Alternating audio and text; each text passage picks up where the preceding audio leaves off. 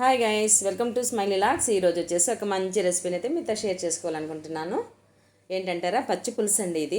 అప్పుడప్పుడు మనకు నోటికి రుచిగా కావాలన్నా, పుల్లగా కారకారంగా తినాలి అని అనిపించినప్పుడు ఇలా మనం ఒకసారి ట్రై చేసేయచ్చు అనమాట.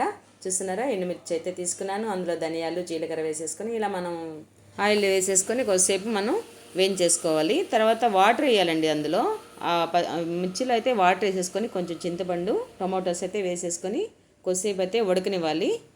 నీట్గా ఉడికిన తర్వాత మనం అయితే కిందకి దించేసుకొని నీట్గా మనం ఎనుపుతాం కదా, అలా ఎనిపేసుకోవాలన్నమాట. దీన్నంతా తగినంత సాల్ట్ అయితే వేసేసుకొని మనం నీట్గా ఎనుపుకోవాలి. మనం పప్పు ఎనుపుకుంటాం కదా, అలా ఎనిపేసుకున్నాను అనమాట. ఒకప్పుడైతే ఎండుమిరపకాయలు అయితే కొంచెం కాల్చుకునేవాళ్ళండి పెద్దవాళ్ళ రోజుల్లో. ఎండుమిర్చి కాల్చేసుకొని కొంచెం ఉప్పు, చింతపండు అవంతా వేసి చేతితో నలిపేసుకునేవాళ్ళు కదా.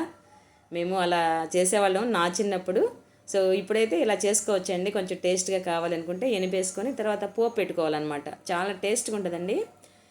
పోపు పెట్టేసుకొని మనం ఎనిపింది అయితే అందులో వేసుకొని ఒక 10 మినిట్స్ అయితే అలాగే కొద్దిసేపు ఉంచేయాలన్నమాట. ఆయిల్లోనే కొద్దిసేపు మగ్గిన తర్వాత చాలా టేస్ట్గా ఉంటుంది. చూస్తున్నారా, ఇలాగ ఆనియన్స్, కరివేపాకు వేసేసుకుంటాం కదా పోపులో. సో అలా మనం చేసేసుకోవాలి.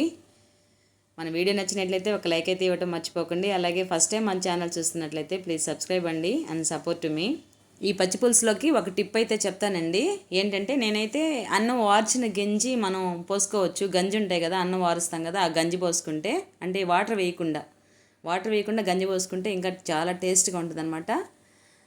చూస్తున్నారా, ఇలా ఆయిల్ అంతా పైకి వచ్చేసిన తర్వాత మనం సర్వ్ చేసేసుకోవటమే. అలా గంజి పోసుకుంటే కొంచెం టేస్ట్ ఇంకా బాగుంటుందండి. నాకైతే ఆ రోజు లేవు, అందుకే నేను వాటర్ వేసుకున్నాను. Thank you for watching.